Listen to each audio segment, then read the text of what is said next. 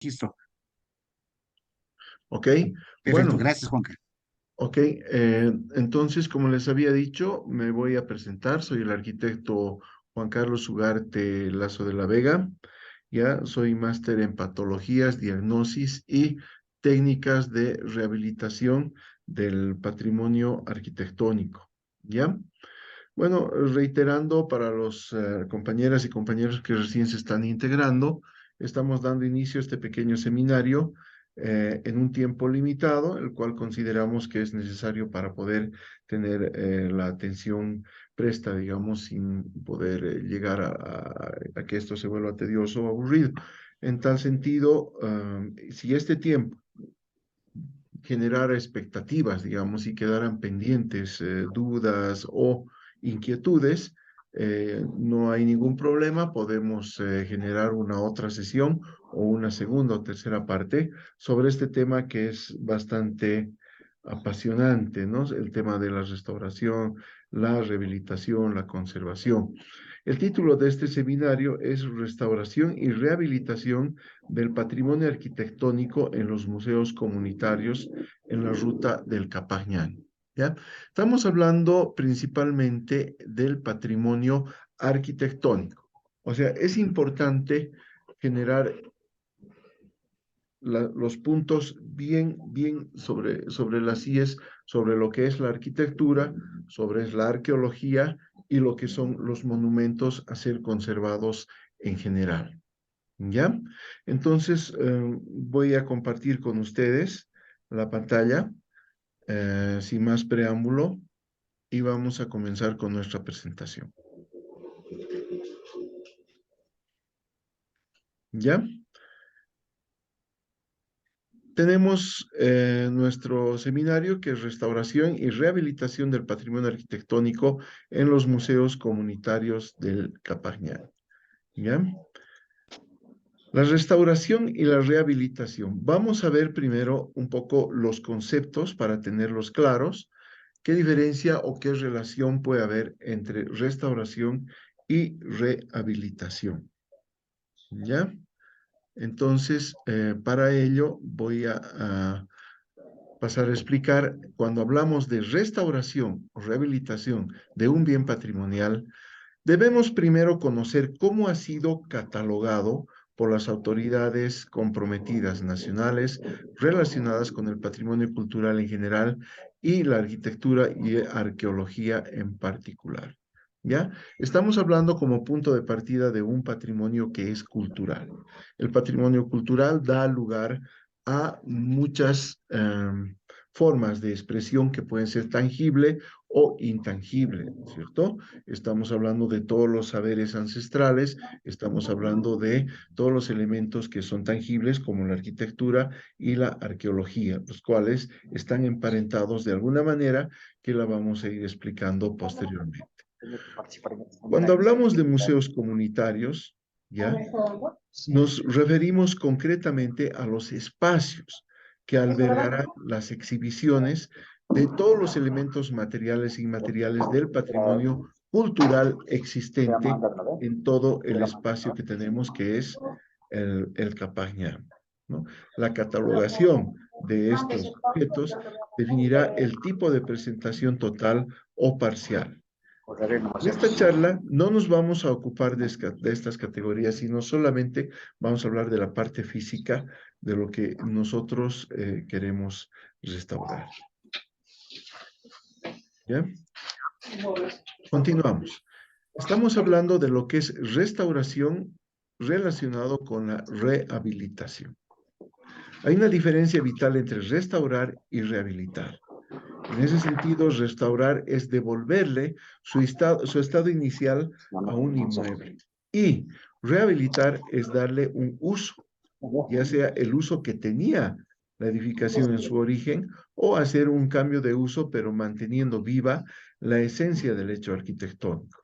Esto entonces es rehabilitar, o sea, mantenerlo con vida.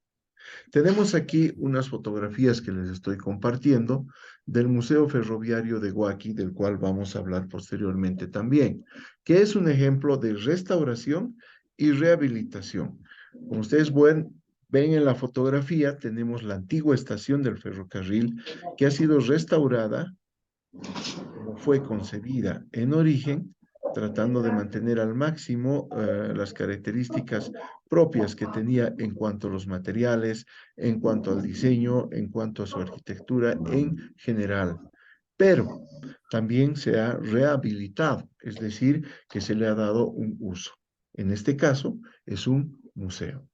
Lo mismo ocurre con los galpones que existen en el mismo lugar, en el mismo sitio, que se han convertido en salas de exposición y las maestranzas también. Es decir, que el monumento no queda sin tener un uso específico. Es decir, estamos conservando, estamos generando el concepto ya de conservación para darle vida y hacer que con el tiempo pueda ser sostenible su preservación.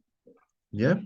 Tenemos algunos compañeros a los cuales vamos a darles ingreso. ¿Ya? Aprovecho Bueno, para pedir que Efraín pueda apagar su micrófono, por favor. Gracias. si hay alguien que está con su micrófono encendido. Ya.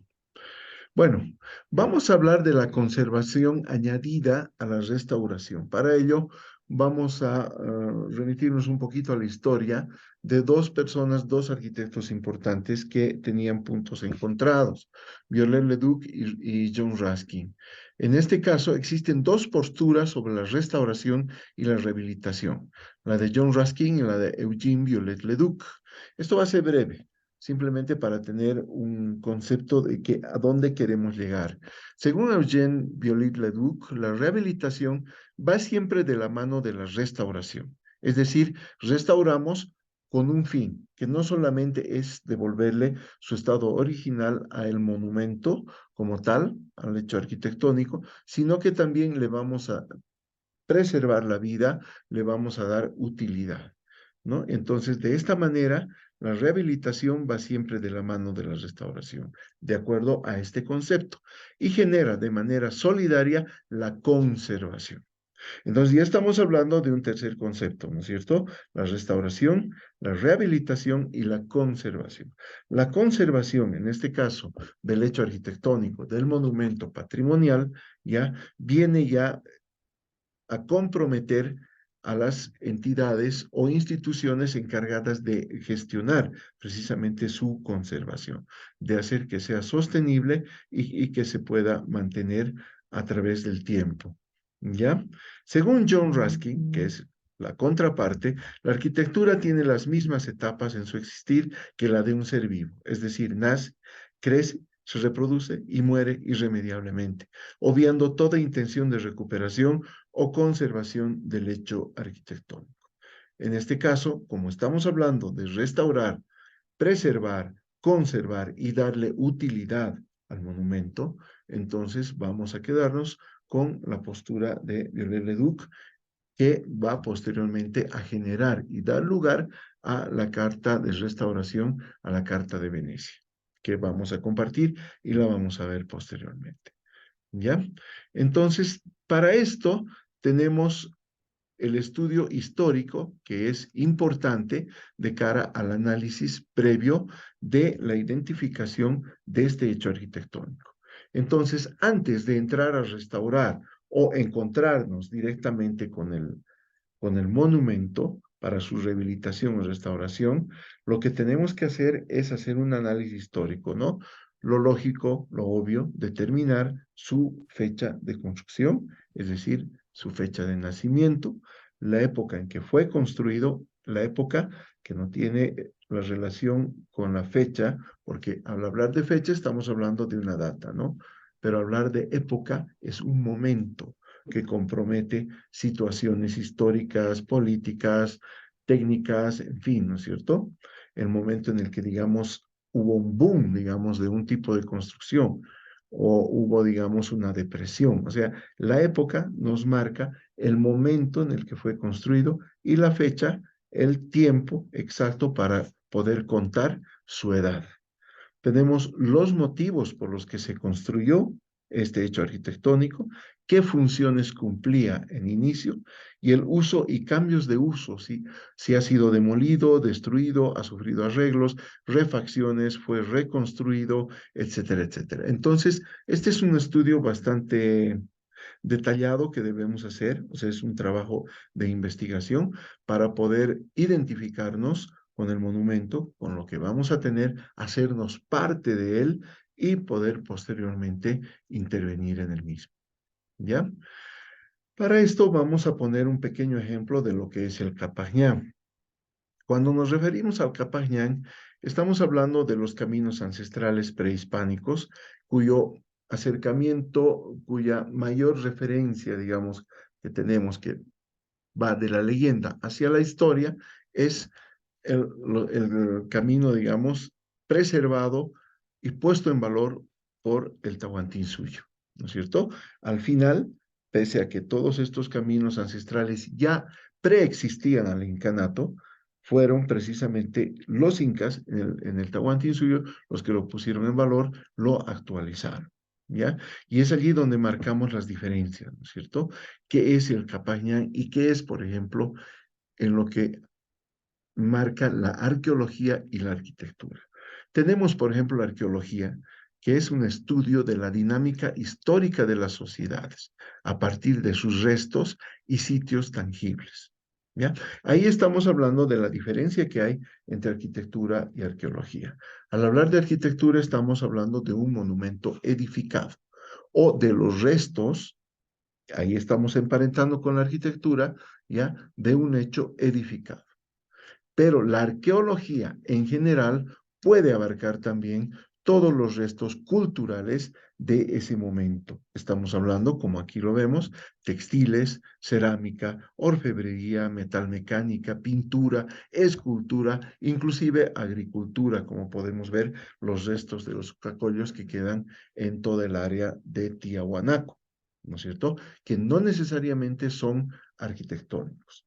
Pero lo que nos compete hablar en este seminario es precisamente del patrimonio arquitectónico que nosotros encontramos. Y luego van a surgir preguntas al decir por qué estamos hablando de un hecho arquitectónico si el Capañán es un trazo que quizás es virtual, ya no existe, solamente tenemos la identificación de por dónde pasa, ¿no? Hay muchos tramos, especialmente en este que tenemos nosotros, donde la calzada principal ya casi no existe, ¿no es cierto?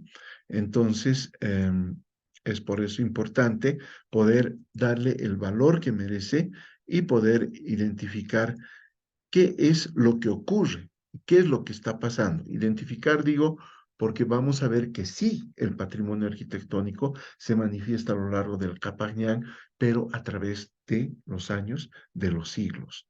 Estamos hablando de más de 100, 200, 300 años de la existencia del Capañán.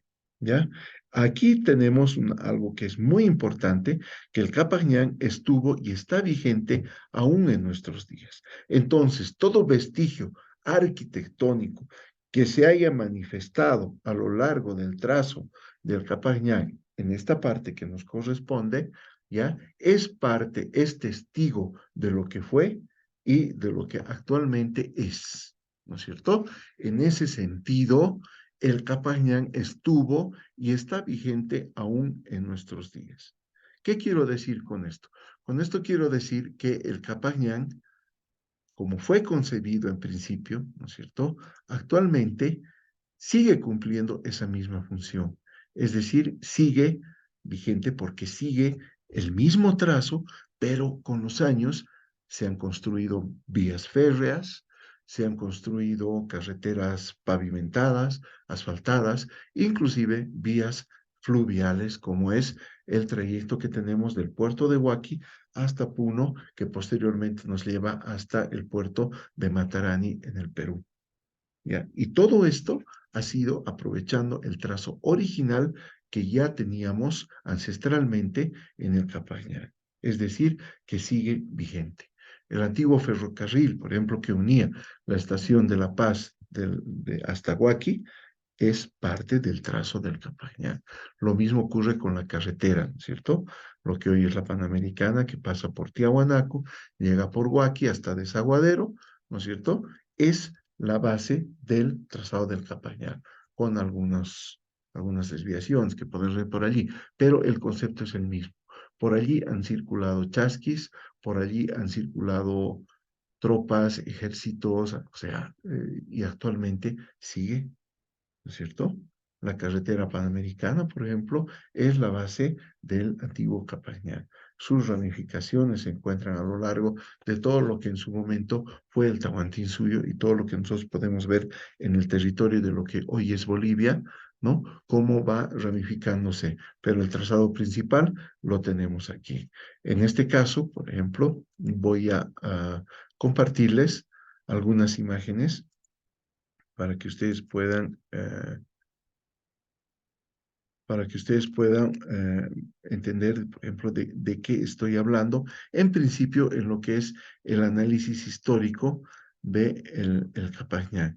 Aquí tenemos, les había compartido al principio una fotografía de la estación antigua de Huaqui, ¿ya? Aquí tenemos una foto de las antiguas maestranzas, que hoy por hoy son salas museo del Museo Ferroviario de Huaqui, pero que son testigo fiel, es un patrimonio arquitectónico, ¿ya? Dentro de el Capaña. Si bien no es parte de los museos comunitarios, pero es un elemento muy importante, es un testigo fiel y verdadero de lo que ocurrió en una época en el Capañán, en la que el Capañán se convirtió en una vía férrea y se convirtió en una vía fluvial que comunicaba a Bolivia con el resto del mundo a través de los puertos peruanos, ¿no es cierto? Entonces, ahí se han ido construyendo diferentes edificios que hoy por hoy son monumentos, ¿no es cierto? Y forman parte del Capañán. Vamos a hablar luego de cómo nosotros vamos a restaurar y vamos a preparar, vamos a preservar y le vamos a dar vida haciendo que esto sea rehabilitado. ¿Ya? Voy a volver a la presentación para poder entender bien de qué estamos hablando.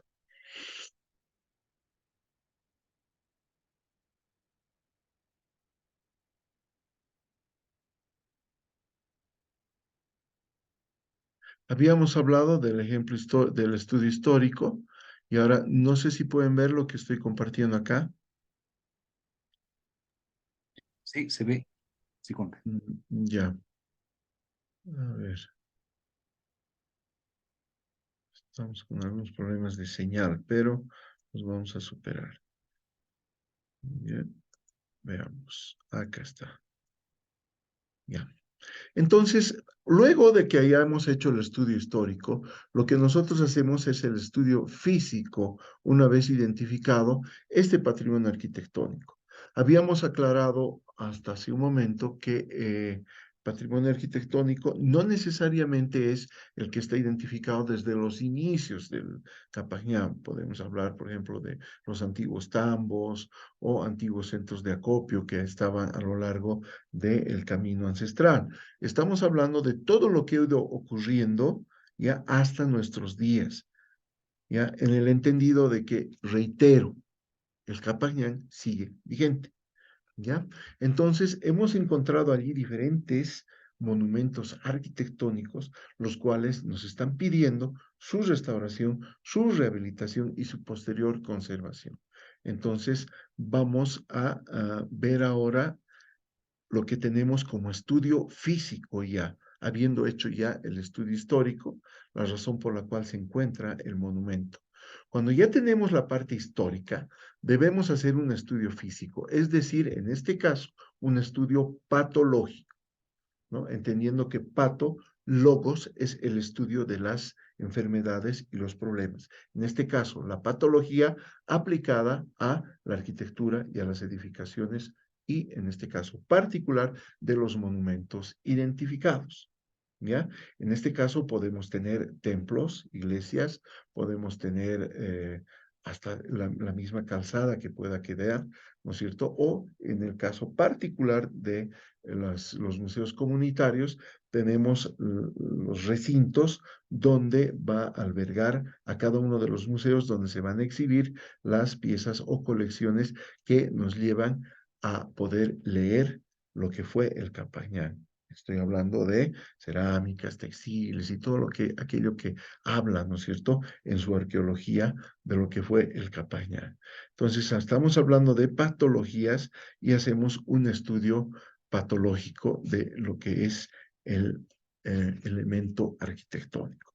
Para esto, ya entrando en detalle, hemos hecho una breve introducción del concepto en general, nos vamos a ir ya al tema particular al que nos compete, es decir, la parte física y el estudio patológico ya del elemento el cual hemos identificado. Para ello, yo voy a compartir con ustedes algunos ejemplos, ¿no? De cómo nosotros vamos identificando, ¿ya? Y vamos a ir viendo cada uno de los recursos que tenemos para hacerlo. En este caso, nosotros vamos a utilizar fichas que llamamos nosotros de prediagnosis, ¿ya? Las cuales les voy a compartir ahora. Vamos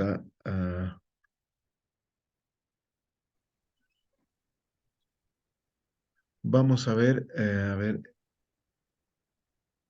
aquí tengo una de las fichas como ejemplo, ¿ya? Donde pueden verla, ¿verdad?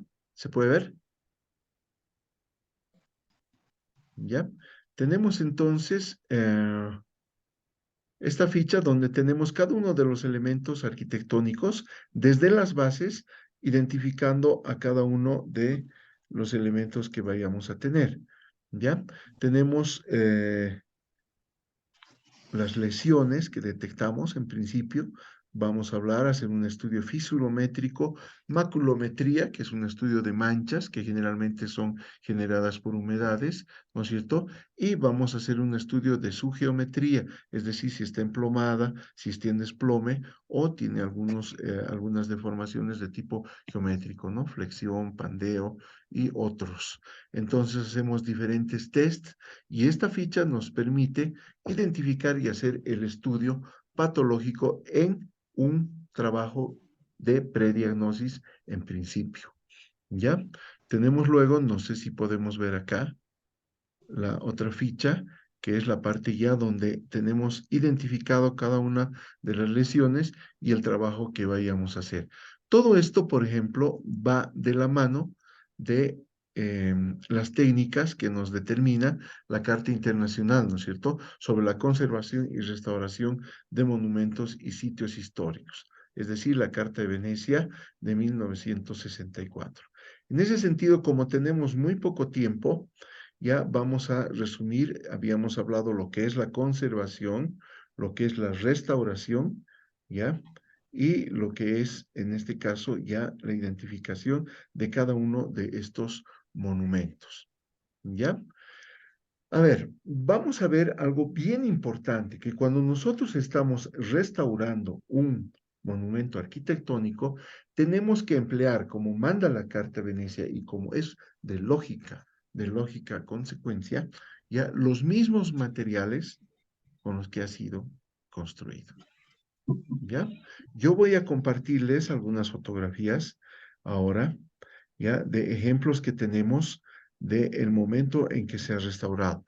Hablando de los museos comunitarios, hemos hecho el análisis y hemos encontrado sitios donde realmente el patrimonio arquitectónico se manifiesta ¿ya? Y hace como testigo de lo que ocurrió en un momento.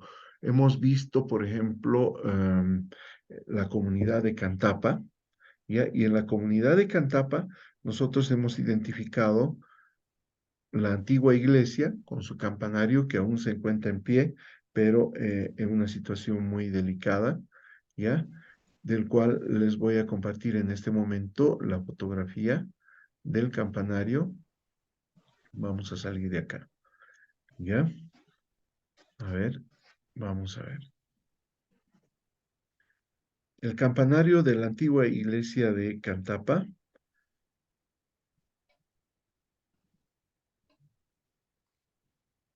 Que lo tenemos acá.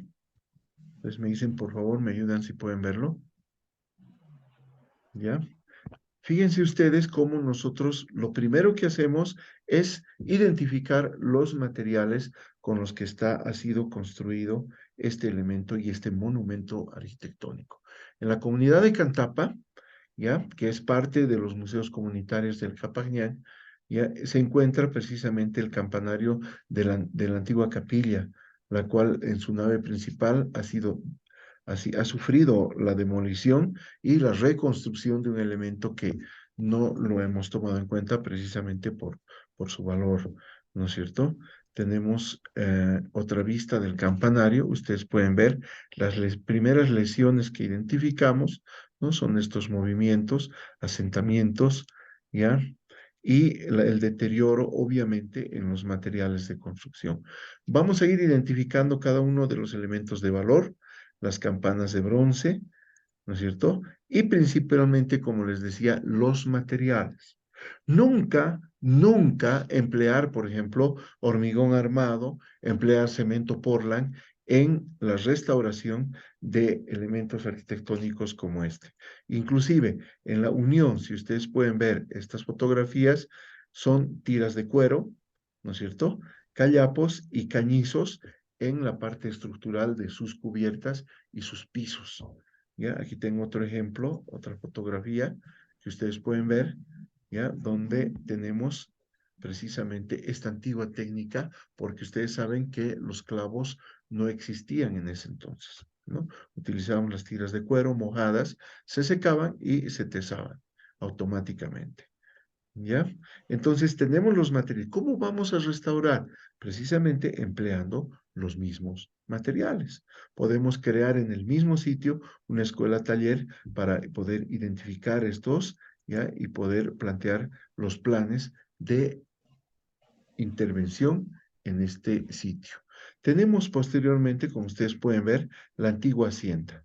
La antigua hacienda de Cantapa que ha sufrido el deterioro del tiempo y nosotros hacemos un estudio determinando cuáles son las principales lesiones.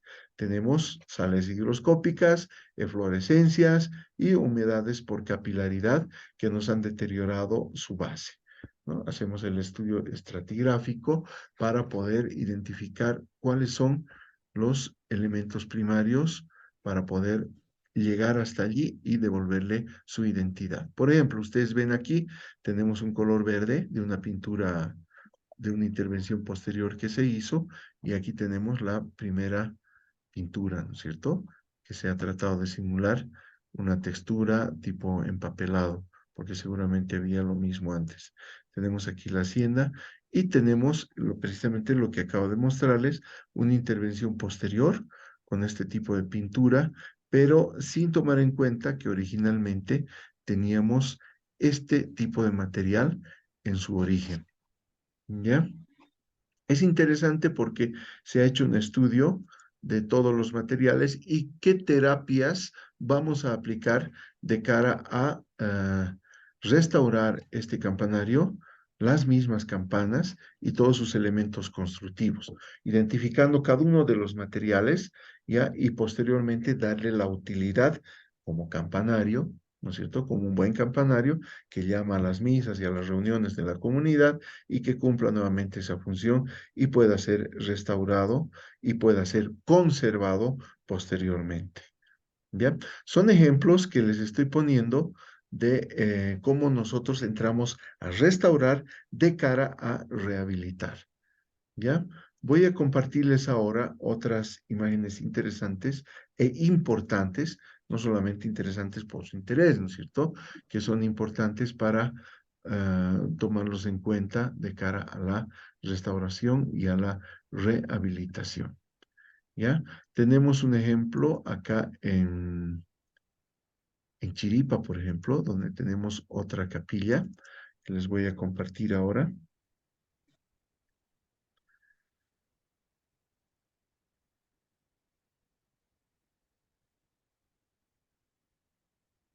¿Ya? Esta es la capilla de la antigua hacienda de Chiripa, donde se ha construido, obviamente, con fines religiosos, contigua al sitio arqueológico que tenemos de la cultura Chiripa, donde hemos encontrado estos elementos que obedecen a un replanteo de el sitio que tenemos, que es una cancha semisubterránea, que también le llaman templete, pero es una cancha, o sea, cancha, ustedes saben, es el espacio comunitario donde convergen muchas actividades. Tenemos viviendas, ¿ya? Y es una de estas viviendas precisamente la que se ha excavado y se ha identificado, ¿no? Con todos sus elementos domésticos inmediatos para poder ser utilizados. Aquí ustedes pueden ver, nosotros hemos identificado ya lo que ya los anteriores arqueólogos habían visto, ¿no? Tenemos un tipo de revoque específico. Si nosotros quisiéramos hacer una intervención violetiana, en este caso, para de alguna manera poder ponerlo en valor y restaurar, puede parecer contradictorio respecto a la arquitectura, y la arqueología, pero restaurar, sí se puede restaurar un resto arqueológico.